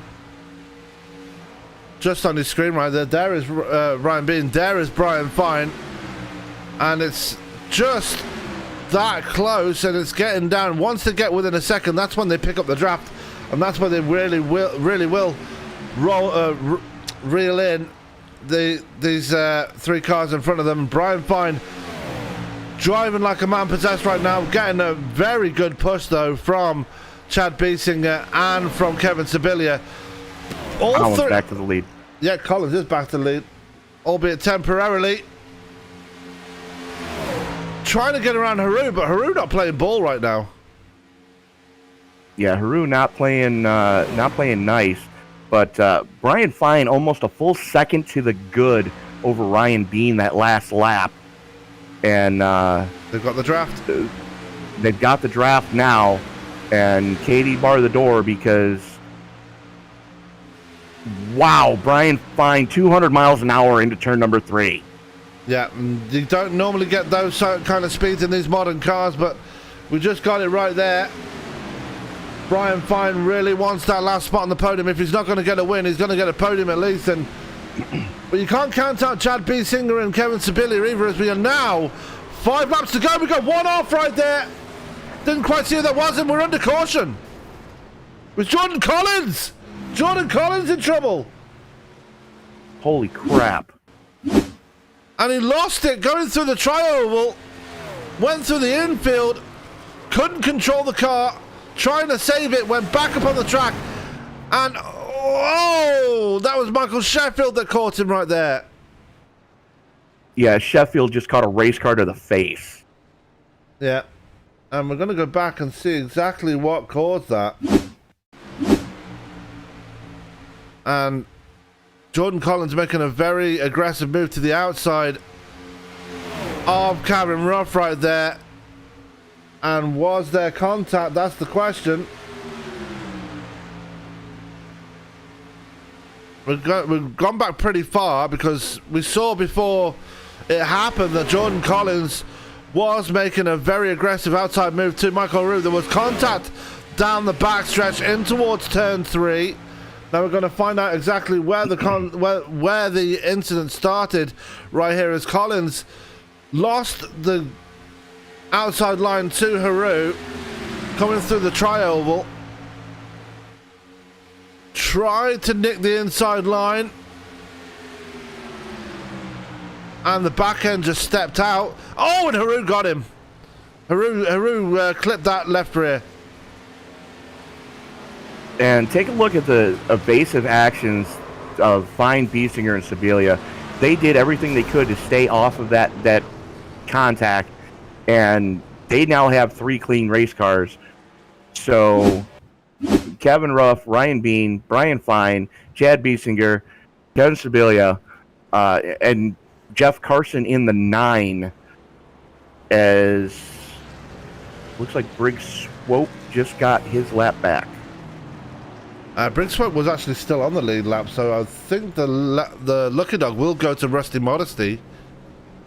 He will get back on the lead lap once it's all figured out. They've just caught up to the back of the pace car, and there goes Rusty Modesty. Just looking to the outside, he's looking for that lap back, and there he goes, picking up speed. He's going to get his Lucky Dog right now. All right, so that's going to leave us with 9 cars left on the lead lap. And the big winner out of all of this, Fine, Sibilia, Opbrook, Swope, Biesinger, and Carson. Because had that caution not come out, those guys were racing for third. And plain and simple. Yeah, we are officially into overtime as well now. That caution coming out with 5 laps to go means we are going to be going to a green-white check-in, and we don't see it very often in this series, but once they do come around, it does add a lot of excitement right now. And you got to think for Ryan Bean and for Kevin Ruff.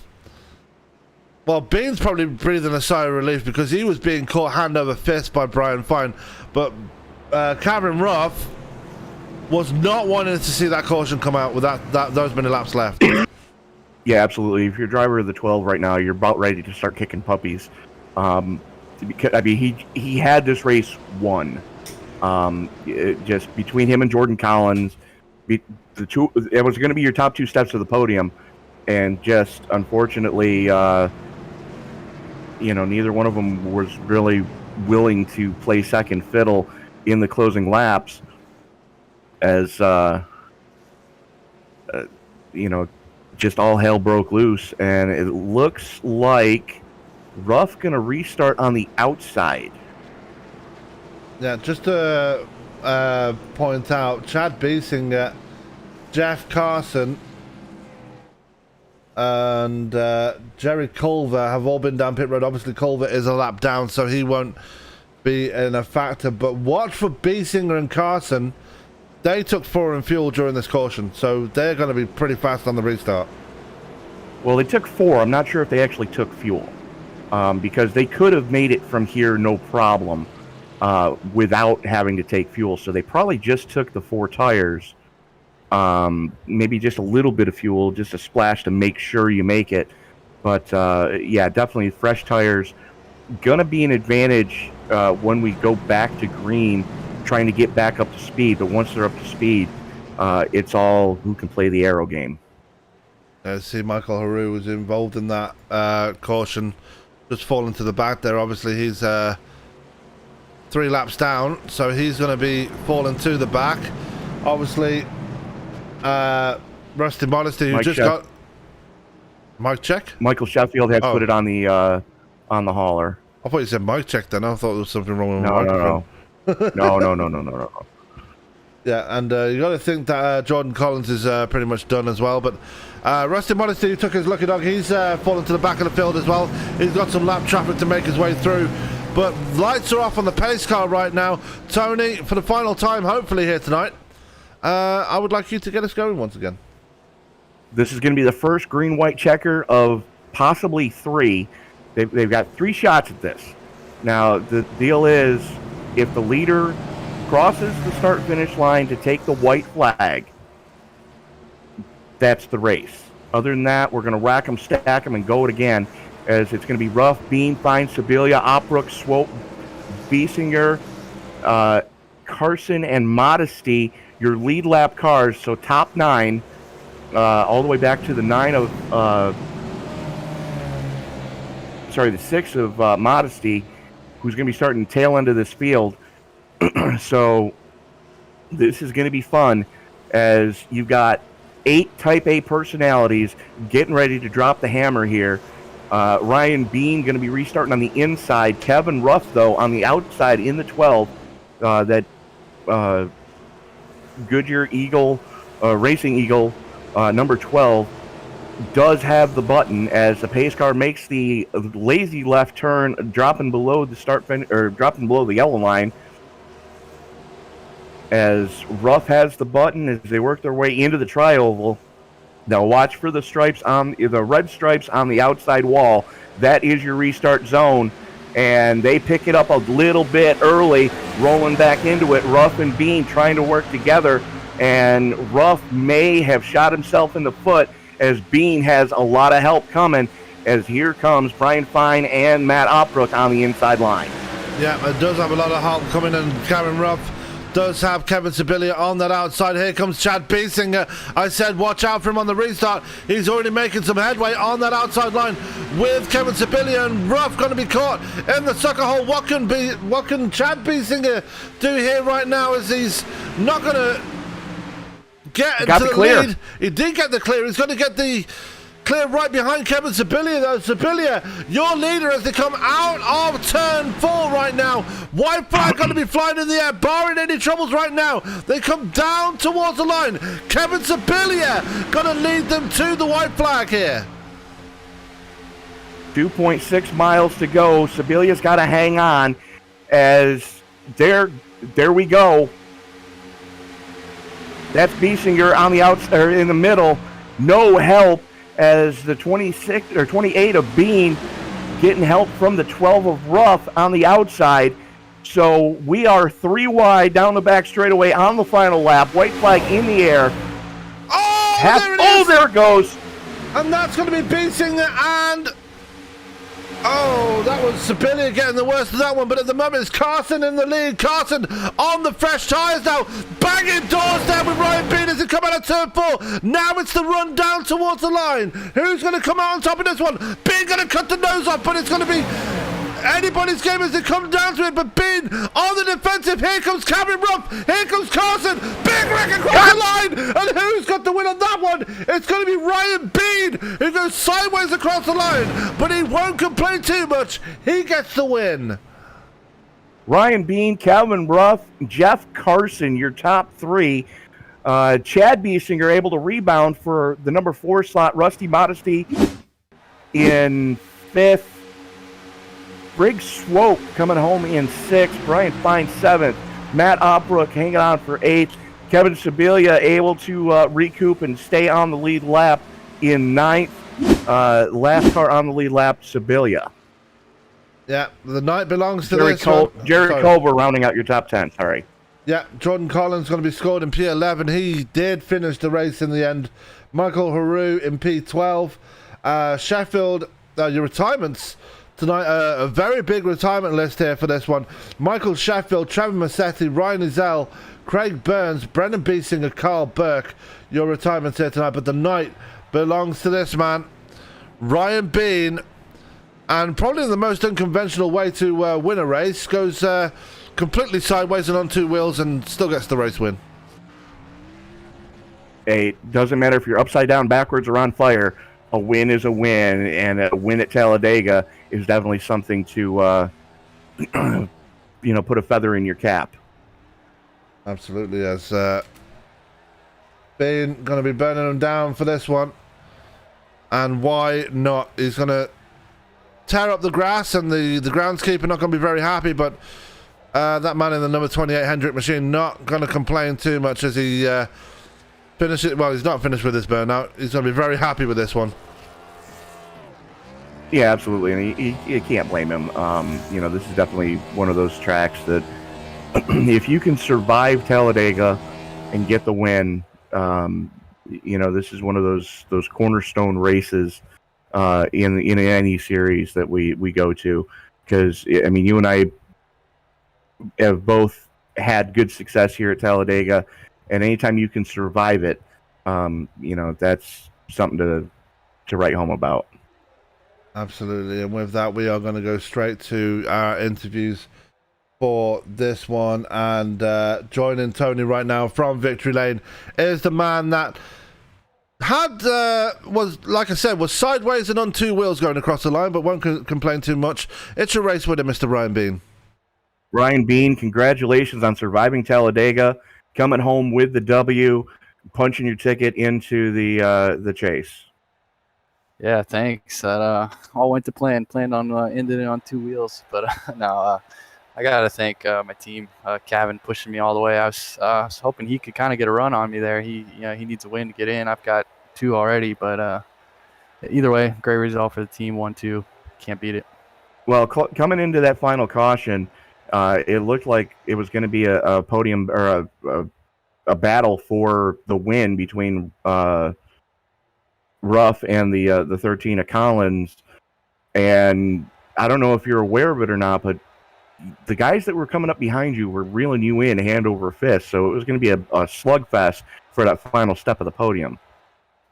Yeah, going in that last pit stop there, I accidentally took my tire, so that's why I was so far away. But the plan going in there was push Gavin to the win. So I mean, if I had to fend off those guys from getting a run all the way up there, then I was going to do my job. But I saw him coming. I was kind of hoping that maybe I can get with him just in case something did happen to Kevin. I can hopefully pick up the pieces, but looked like they had some trouble up there. Not sure what happened. Yeah, just stuff happens. But congratulations, sir, on the biggest mover of the night after not the qualifying attempt you were hoping for, starting 13th. But all things considered, coming home with the victory, can't be too disappointed in that. Absolutely not. I for some reason I just can't qualify at super speedways, but it's all good. I knew I believe in my abilities at track races. I can read the draft pretty good, and like I said, it was a long race, so I knew I'd like sitting in the back just reading what other people are doing. And I noticed the outside's pretty good, so we use that to perfection, I think. All right, Ryan. Again, congratulations on the victory here tonight at Talladega. Is there anybody you want to thank before we let you go?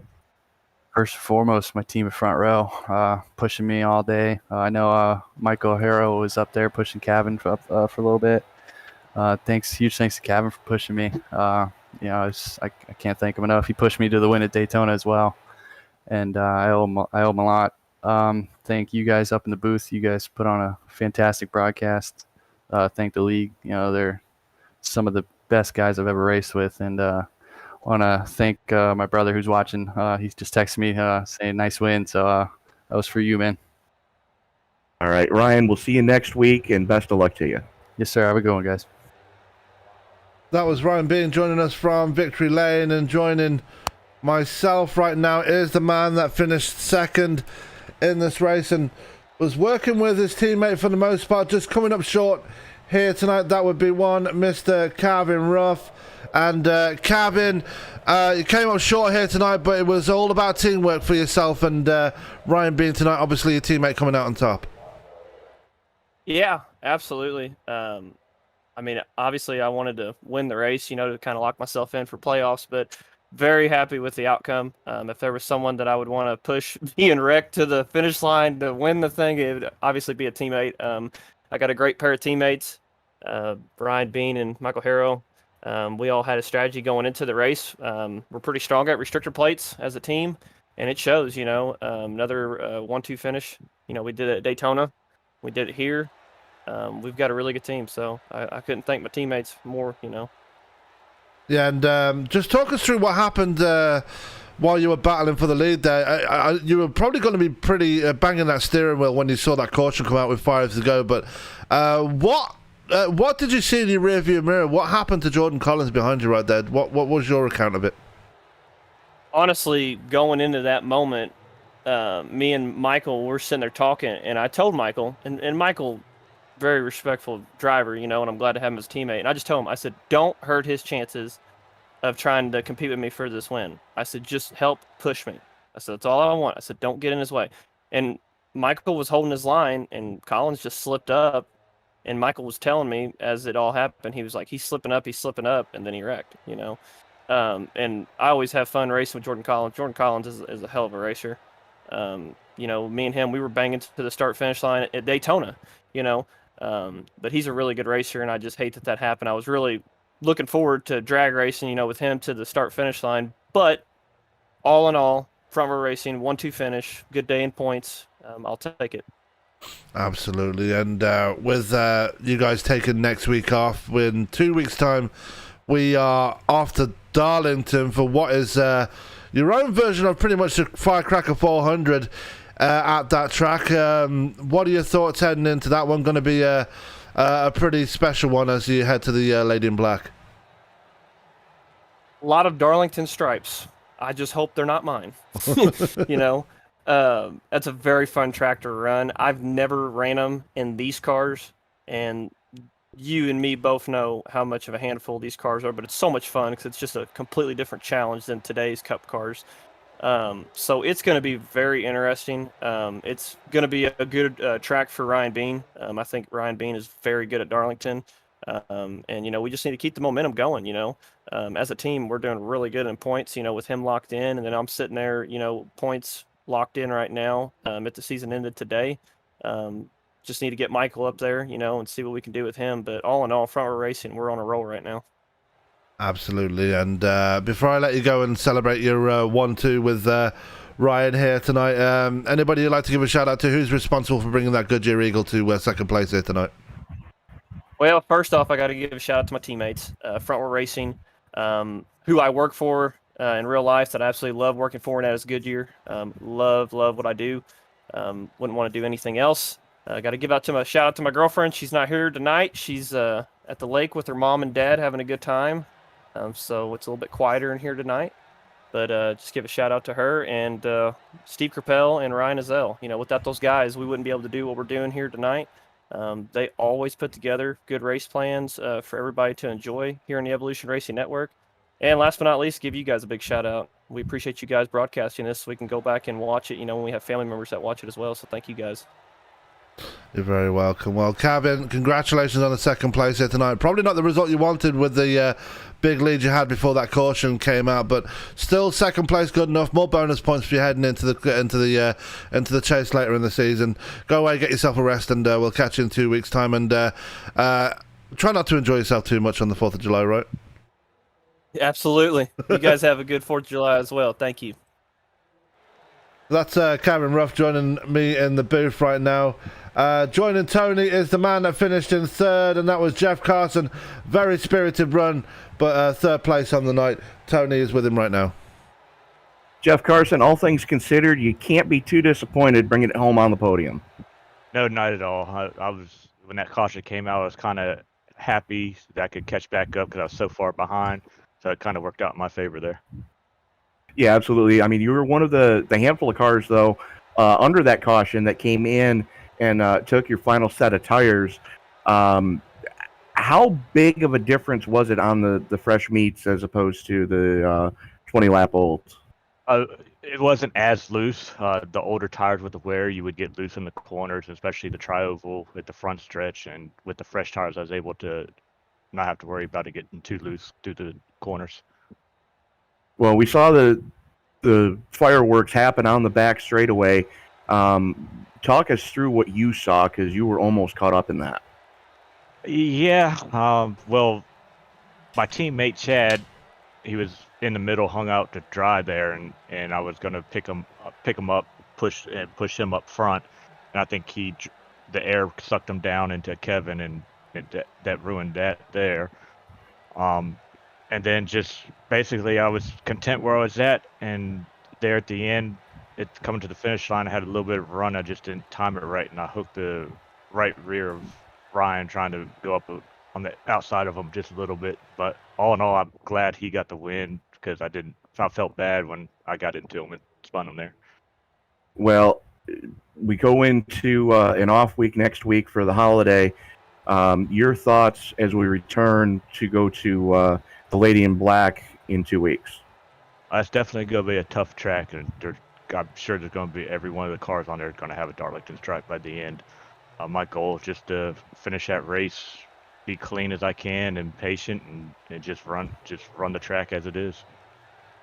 All right, Jeff, before we let you go, is there anybody you want to thank for tonight?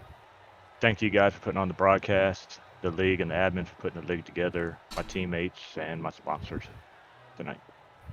All right, Jeff Carson, congratulations on the podium. We'll see you in 2 weeks at Darlington. All right, thank you guys. So that was Jeff Carson joining us in the booth right there. Tony, only two cautions to finish off the night here tonight, but what a finish we saw across the line there. Two cars going sideways, one up on its side, but it was the one up on its side coming home with a victory tonight. About as chaotic as you could expect here at Talladega. Yeah, absolutely. I mean, you kind of expect all hell to break loose on the final laps here at, the Big D at Talladega. I'm surprised we didn't see any more carnage than we did, especially in the early going when we were 2 and 3 wide for multiple laps at a time. But these guys were playing nice early on, and as to be expected, coming to the closer, all bets are off coming to the checkered flag. Absolutely, and with that, we are going to go straight to the results for tonight's race, and coming home with the race victory tonight after, like I said, finishing up on his side and on two wheels was Ryan Bean. Coming across the line was his teammate in Front Row Racing, Calvin Ruff. So good 1-2 for that team right there. And then it's another two teammates finishing in third and fourth, Jeff Carson and Chad Biesinger for Biesinger Sim Racing. Good result for him, and rounding out the top five after just getting his lap back during that last caution. Rusty Modesty in P5. Brick Swope, who was involved in a lot of racing here tonight, in P6. Brian Fine coming home for P7. 8th going to Matt Otbrook. Kevin Sibilia, last driver on the lead lap, but he had that spin on the backstretch on the final lap. Jerry Culver, your first driver, 1 lap down in P10, Tony. 11th going to Jordan Collins, as Mike Carew in 12th.